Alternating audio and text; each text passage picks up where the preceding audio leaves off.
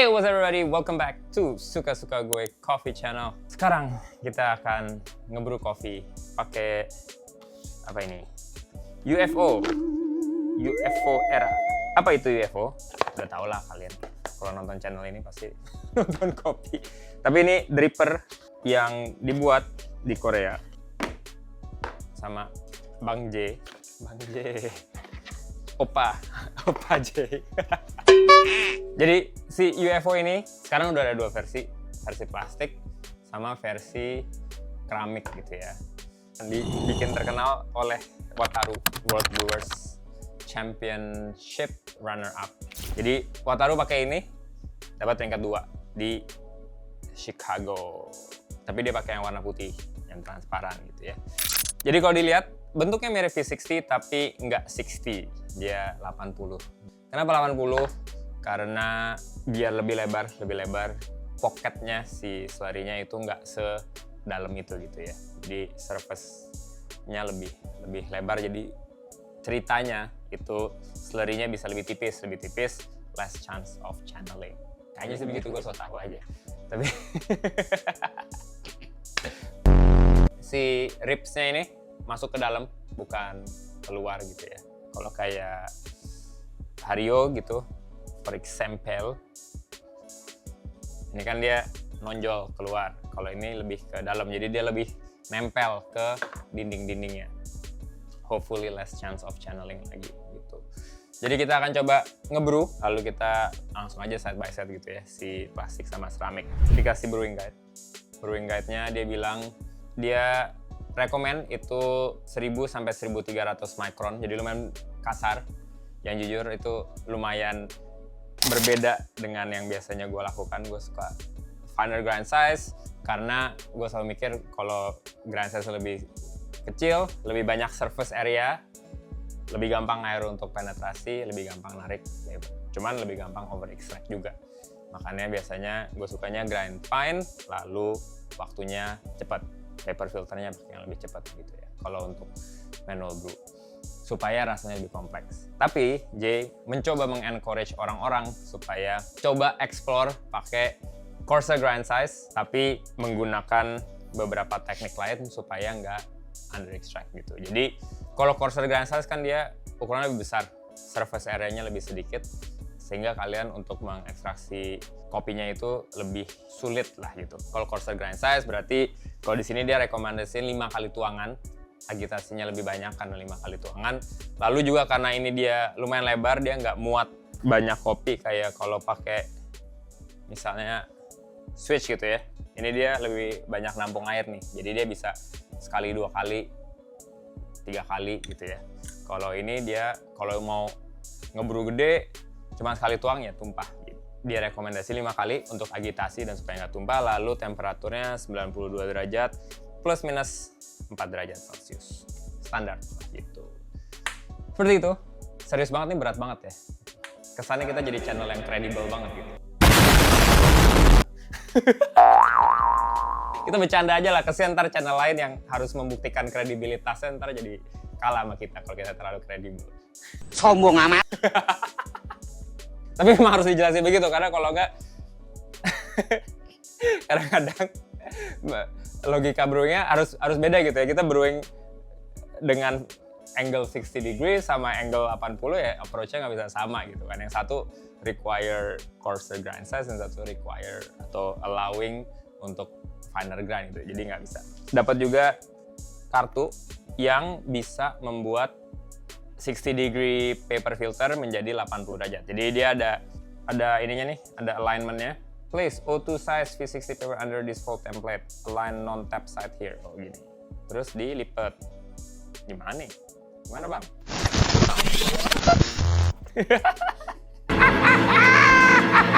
Coba kita tanya call a friend, world champion satu lagi. Fold up dan rip. Oh rip ininya gitu ya. Video-videonya gue nonton ini digunting sih. Jadi setelah dimasukin gitu ya. Enggak dong. Iya mesti disobek kan. Nah kalau nggak disobek, dia belakangnya ngangkang gini ya. Jadi harus disobek si jahitannya nih, lemnya. sehingga dia bisa masuk gitu.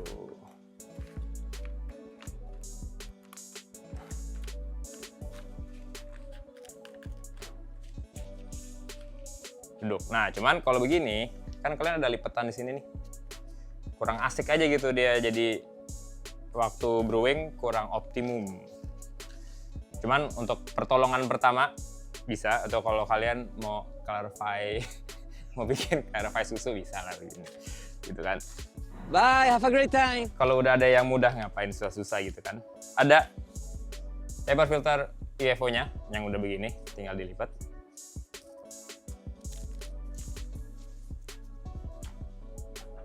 Atau kalau lebih bermodal lagi,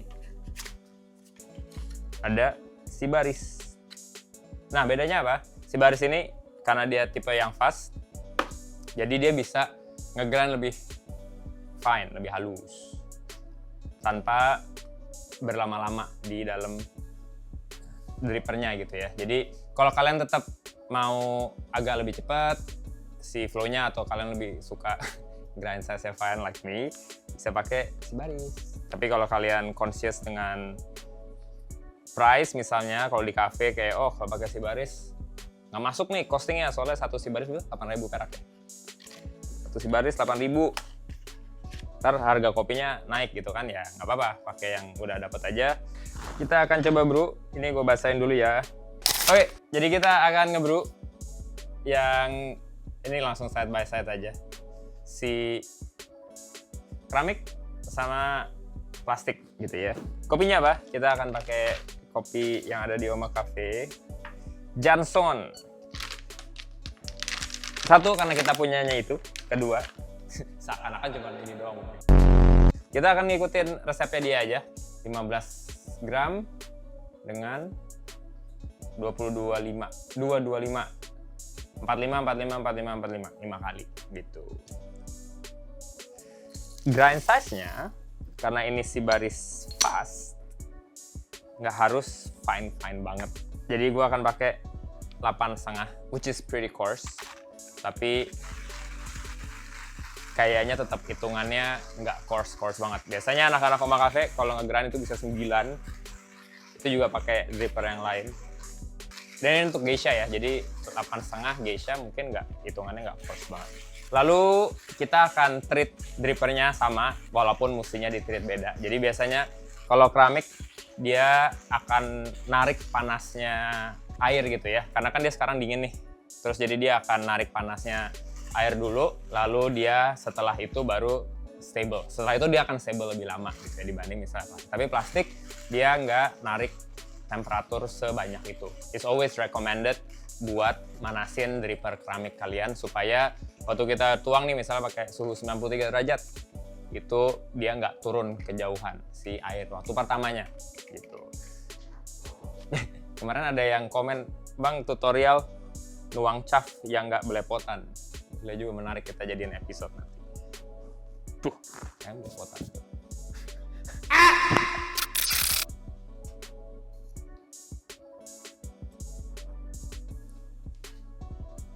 Kita akan brew 15 gram.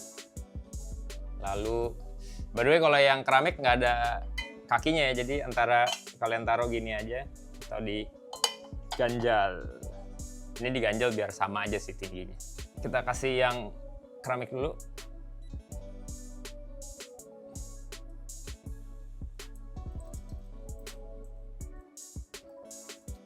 Dia saranin blooming 30. Baik.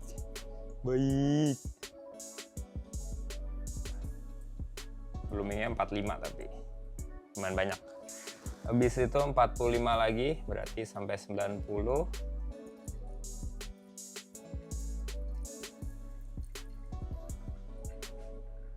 Dibiarin sampai menit ke 1.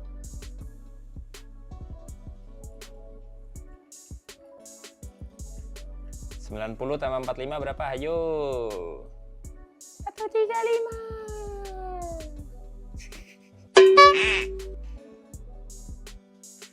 Lalu dibiarin sampai 1 menit 30 detik. Baik.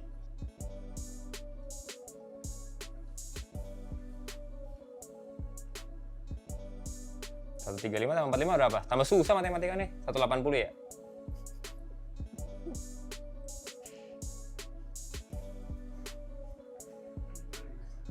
Biarin sampai menit kedua. Jadi ini kalau kelihatan dari atas, dia sampai lumayan kering ya si slurry-nya. Bednya nih udah nggak ada lagi gitu ya. Jadi udah nggak ada air. Tuang lagi sampai 225. Ini nggak diagitasi lagi, nggak disendokin atau apa karena udah 5 kali. Lalu juga karena dia bednya nggak tinggi-tinggi banget si slurry-nya, jadi dia lumayan flat gitu ya turunnya. Bukan kayak kalau yang V60 atau yang lebih kerucut lagi daripada V60, itu dia biasanya agak kita mesti aduk-aduk. Yang ini karena kita ngisi airnya cuma 45, dia nggak sampai ketinggalan di tembok. Nah, jadi si keramik 240-an udah di atasnya udah kelihatan kering, ini 250 masih ada netes-netes sedikit. Lalu si plastik juga sama kayaknya nih, ya 240 udah air yang di slurry udah nggak kelihatan lagi di atas, tinggal yang netes-netes sedikit. Oke, jadi kita akan cobain. Kalau dari segi waktu sih sama turunnya, segi nempelin paper filternya agak lebih rapi yang di origami, yang lebih rapi di keramik, yang plastik agak miring dikit tapi turunnya sama tadi. Kita coba akses aroma.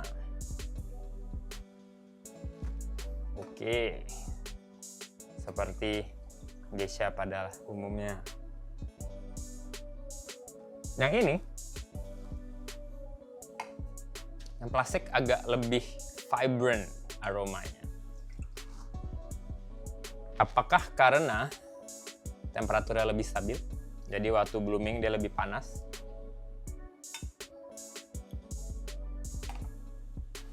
Yang keramik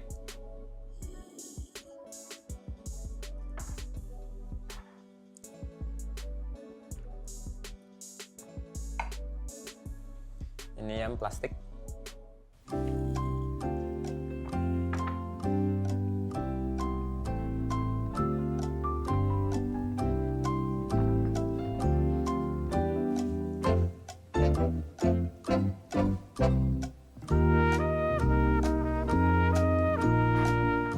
Oke, interesting. Jadi si keramik dia bulat, lalu lebih manis, lalu ada black tea-nya, maksudnya kayak jasmine tea, bukan black tea, sorry. Ada jasmine tea-nya, lalu ada orange-nya, standar geisha lah gitu tasting notes-nya. Lebih bulat, akan tetapi agak lebih dull juga gitu ya. Si notes-nya agak lebih muted. Si plastik itu lebih vibrant, jadi acidity-nya lebih tinggi, lalu ada mirip notes-nya jasmine tea atau orange-nya. Manisnya kesannya berkurang kalau dibandingin sama sebelahnya, tapi menurut gue itu karena acidity-nya juga lebih tinggi gitu ya. Jadi secara flavor balance mungkin kalau acidity-nya di take out, bitterness-nya di take out, sweetness-nya sama, tapi karena si plastik lebih ada acidity-nya, jadi berasanya si sweetness-nya agak berkurang. Akan tetapi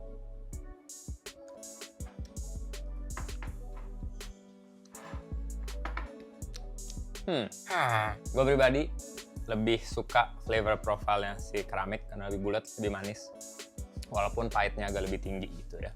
Si plastik lebih bright, mungkin kalau kompetisi nilainya lebih tinggi karena lebih exciting gitu ya, lebih kompleks.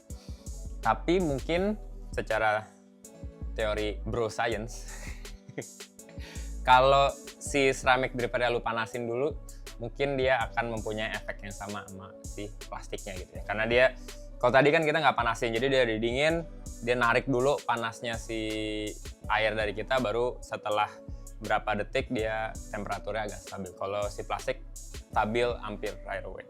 Mungkin gara-gara itu dia secara flavor lebih kompleks. Ya, mirip banget sebenarnya. It's almost namanya produknya sama gitu ya, cuma beda material aja. Tetap ada bedanya karena material beda, tapi secara profile, taste profile itu dia mirip. Tergantung kalian sukanya apa. Kalau sering traveling, udah pasti plastik is superior karena nggak gampang pecah gitu ya, bisa dilempar-lempar. Kalau pakainya di cafe apa di rumah dan lebih suka ceramic, ya pakai yang ceramic gitu, karena kan kalau di cafe atau di rumah lebih slower pace, nggak dilempar-lempar. Ya kalau cafe fast pace sih, tapi kan at least lebih nggak di jalan-jalan kemana gitu ya. Kalau travel ya plastik is